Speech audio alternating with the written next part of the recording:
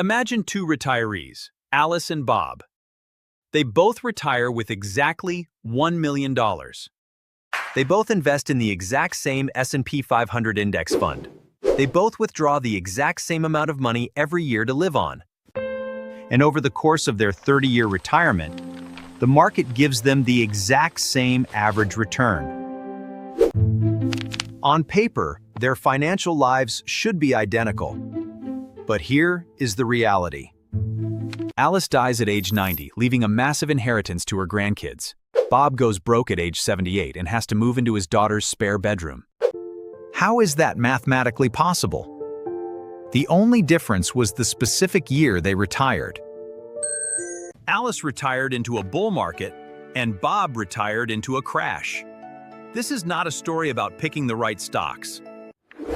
It is a story about the hidden danger of timing. It is called sequence of returns risk.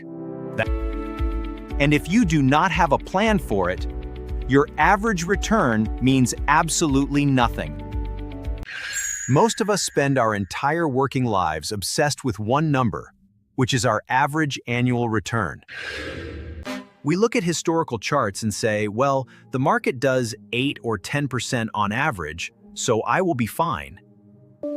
I used to think that way too. But that average is a lie once you start pulling money out. Sequence of returns risk is the danger that the order of your investment returns, combined with your withdrawals, determines whether your money lasts.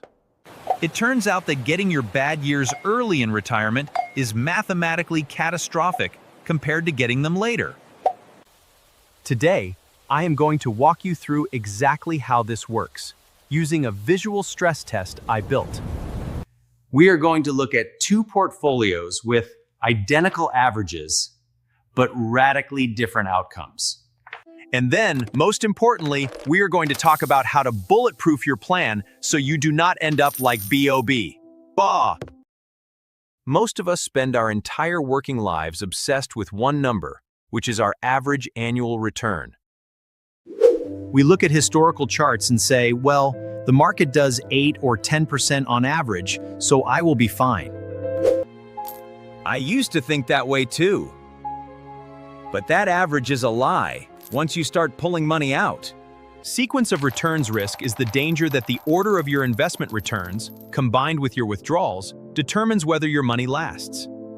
It turns out that getting your bad years early in retirement is mathematically catastrophic compared to getting them later. Today, I am going to walk you through exactly how this works, using a visual stress test I built. We are going to look at two portfolios with identical averages, but radically different outcomes. And then, most importantly, we are going to talk about how to bulletproof your plan so you do not end up like B.O.B. To understand why this risk is so deadly, we first have to unlearn something we have been taught for 40 years. When you are working and saving, also known as the accumulation phase, the order of returns genuinely does not matter. In fact, volatility is your friend. If the market crashes while you are 30 years old and contributing to your 401k, you should be celebrating. You are buying units on sale, you are dollar cost averaging. If the market drops 20%, your automated contribution buys 20% more shares. When the market eventually recovers, you have more shares participating in that growth. The math works in your favor. You can verify this in any spreadsheet. Take a set of returns, scramble them in any order you want, and if you are just contributing and never withdrawing, this creates a false sense of security. We get used to ignoring the drops, thinking they are just paper losses that will bounce back. We train ourselves to just hold on. But the day you retire, the math flips upside down. You enter the deaccumulation phase. Now you are not buying shares, you are selling them to pay for groceries and property taxes. This is where sequence risk bears its teeth. If a crash happens now, you are not buying low, you are selling low. So, you are forced to sell more shares just to generate the same amount of cash. If your portfolio drops 20% and you need $40,000 to live, those shares are gone forever. They are not there to help you recover when the market bounces back. This is what financial geeks call reverse dollar cost averaging. It is a spiral. The portfolio value drops, so you sell more shares, which lowers the balance further, which means you have even less capital working for you to catch the recovery. It is a mathematical gravity well that is very hard to escape. The problem isn't just the math. It's what the math does to your head. I have talked to retirees who hit a bear market in their first year. Imagine you have saved $1 million. You hand in your resignation, you get the gold watch. 2 months later, the market tanks and your balance is down to $800,000, but you still have to withdraw $4,000 for your living expenses. Psychologically, this feels like bleeding out. You aren't just losing paper gains, you are eating your seed corn. This is where panic sets in. The rational part of your brain knows markets recover, but the survival part of your brain sees your life savings evaporating. This is when people make the fatal mistake of going to cash at the bottom. They lock in the loss because they cannot stomach the volatility combined with the withdrawals, and once you go to cash at the bottom, the game is essentially over. You have crystallized the sequence risk into a permanent reduction in your lifestyle. So, the core principle we need to establish before we look at the charts is this formula. Volatility plus withdrawals equals poison. You can handle volatility alone, you can handle withdrawals alone. But when you mix them, you get a toxic reaction. This is why the average return metric is dangerous. An average is a smoothing mechanism. It hides the bumps. But in retirement, you live on the bumps. You do not experience the average, you experience the path. And if the path dips too deep, too early, the average return over 30 years becomes... The protocol for retirement planning, therefore, isn't about maximizing returns anymore. It is about managing the path of those returns. We have to shift our mindset from how do I get rich to how do I ensure I never have to sell a stock when it is down 30%. That is the only game that matters now. You might be thinking, surely this is an edge case. Surely if I just stick to a safe withdrawal rate, I will be fine, even if the market dips. I wish that were true, but the data shows something far scarier. You can do everything right, save the right amount, pick the right low-cost funds, and keep... Let me show you exactly how extreme the difference can be with a real-world simulation. Let's look at a concrete example. I have built a spreadsheet that models two investors, Investor A and Investor B. Both start with $1 million, both withdraw $40,000 a year adjusted for inflation, and both invest in a portfolio that mimics the average return over this period is roughly 4% to 5%, depending on dividends. Here is the twist. Investor A gets the actual returns in the order they happened. That means they retire in the year 2000, right into the dot-com crash, followed eventually by the 2008 financial crisis. They get the bad years right up front. Investor B gets the exact same set of annual returns, but I have reversed the order. They get the recovery years of 2014, 2013, and 2012 first, and the crashes of 2008 and 2000 happen at the very end of their retirement. Same returns, same withdrawals, just a different sequence. When we plot Investor A on the chart, it is painful to watch. In year one, the market drops, their $1 million shrinks, but they still take out their 40,000 plus inflation. Year two, another drop, another withdrawal. By year three, their portfolio is down significantly, maybe to 600,000. Now, even when the market creates a small rally in year 4 or 5, that gain is applying to a base of 600,000, not $1 million. The math is punishing them. The compounding engine is broken. They are gaining 5% on a fraction of their original wealth.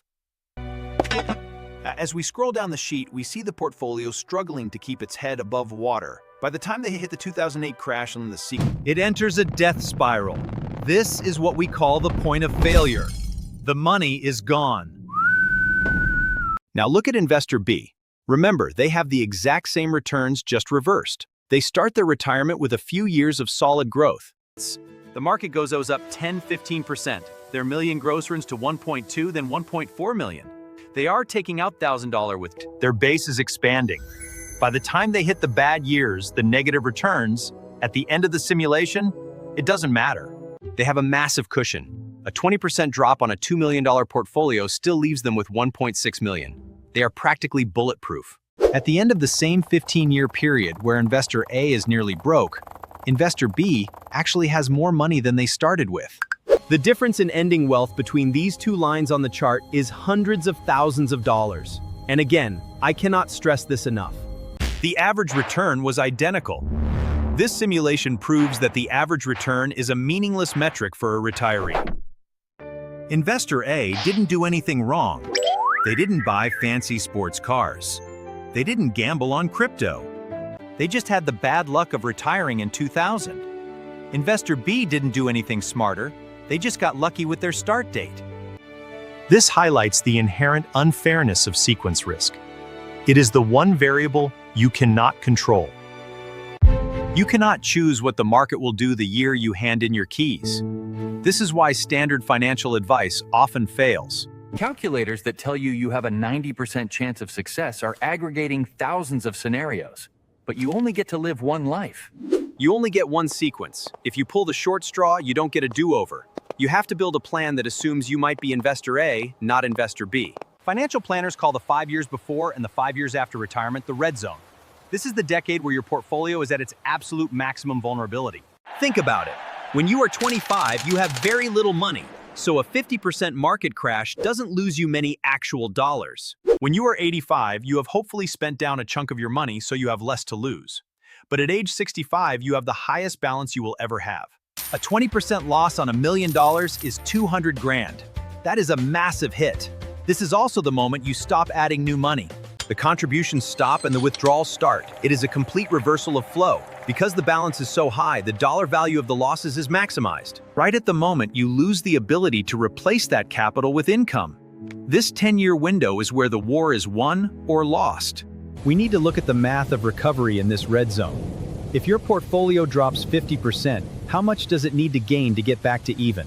Most people intuitively think 50%, but the math says 100%. If you have $100 and lose 50%, you have $50 left.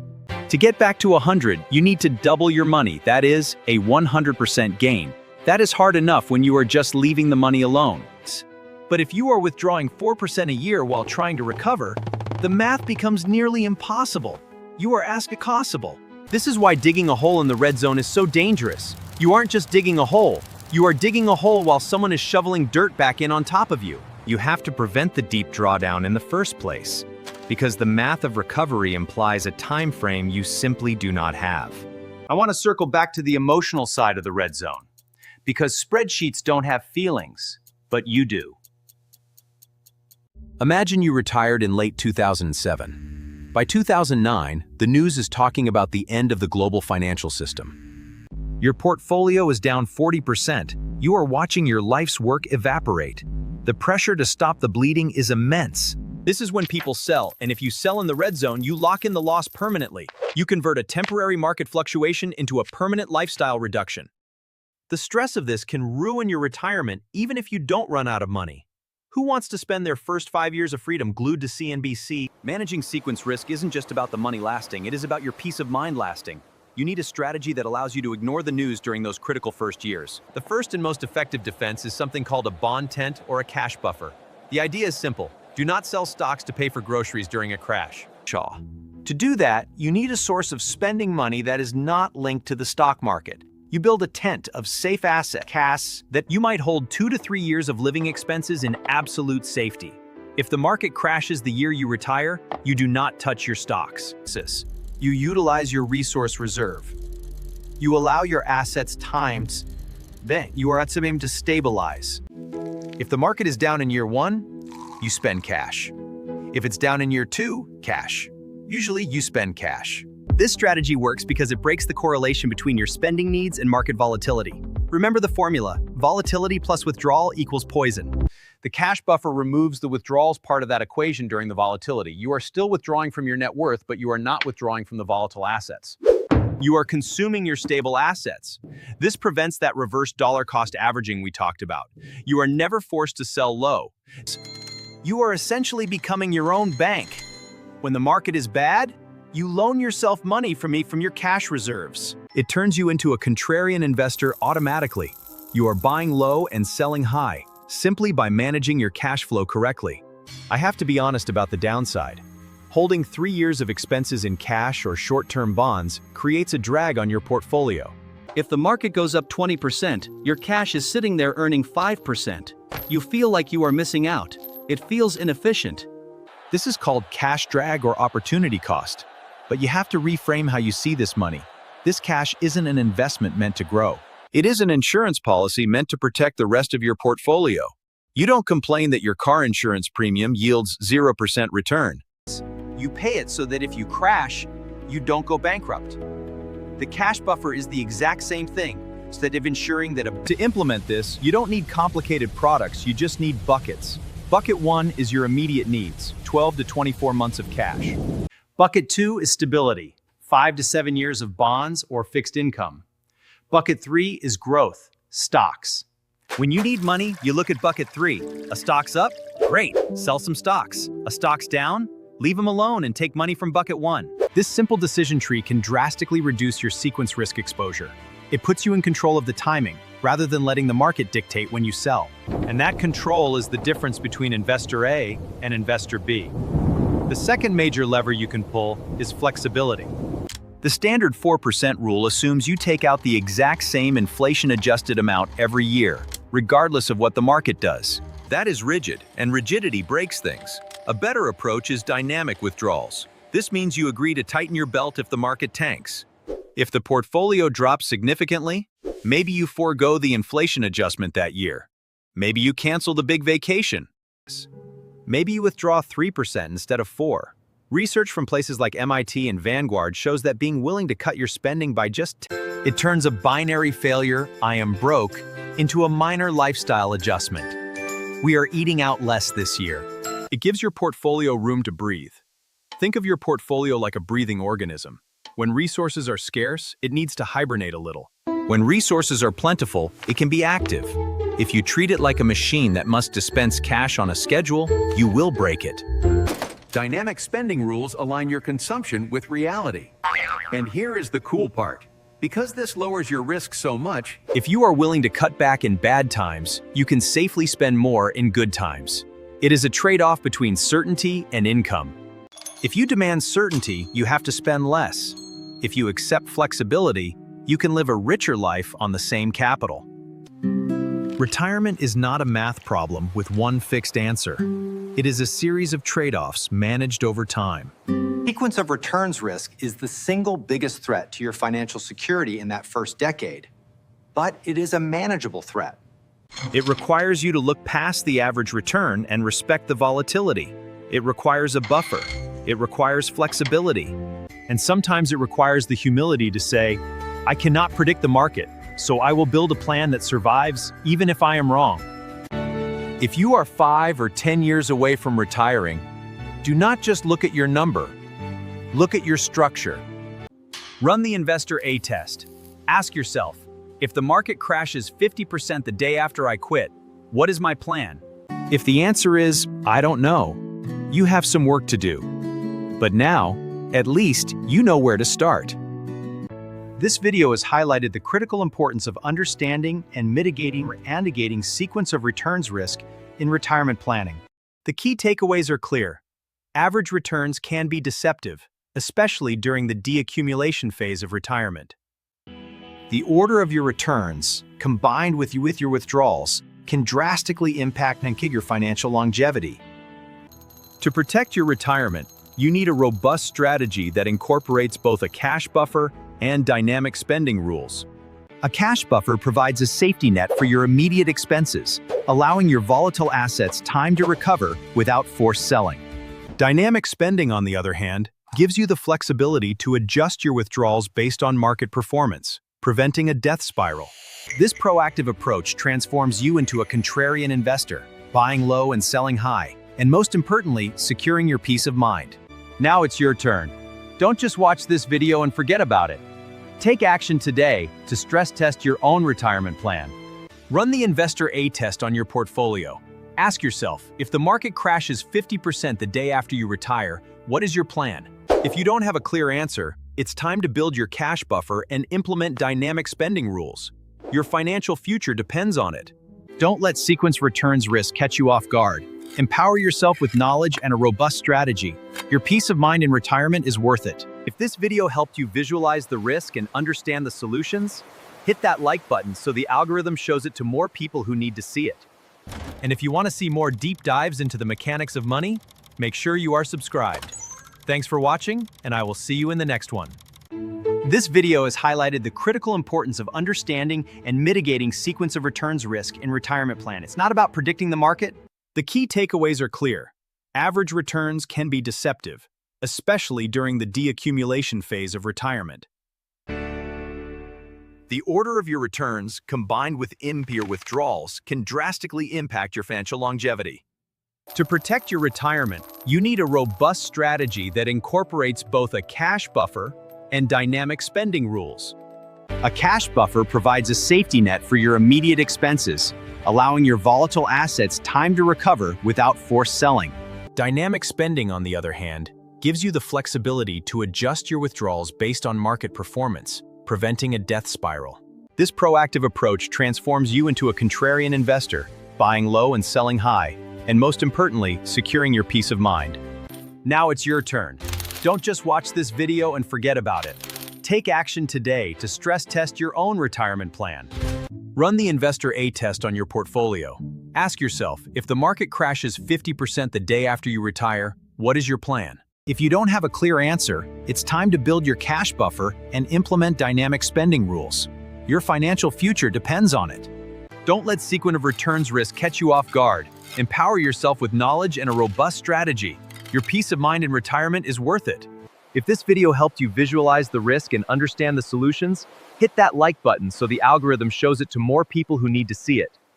And if you want to see more deep dives into the mechanics of money, make sure you are subscribed. Thanks for watching, and I will see you in the next one. This video has highlighted the critical importance of understanding and mitigating sequence of returns risk in retirement planning. The main points are clear. Typical outcomes can be misleading, particularly when managing resources during a period of reduced activity. The order of your returns, combined with your withdrawals, can drastically impact your financial longevity. To protect your retirement, you need a robust strategy that incorporates both a cash buffer and dynamic spending rules. A cash buffer provides a safety net for your immediate expenses, allowing your volatile assets time to recover without forced selling. Dynamic spending, on the other hand, gives you the flexibility to adjust your withdrawals based on market performance, preventing a death spiral. This proactive approach transforms you into a contrarian investor, buying low and selling high, and most importantly, securing your peace of mind. Now it's your turn. Don't just watch this video and forget about it. Take action today to stress test your own retirement plan. Run the Investor A test on your portfolio. Ask yourself, if the market crashes 50% the day after you retire, what is your plan?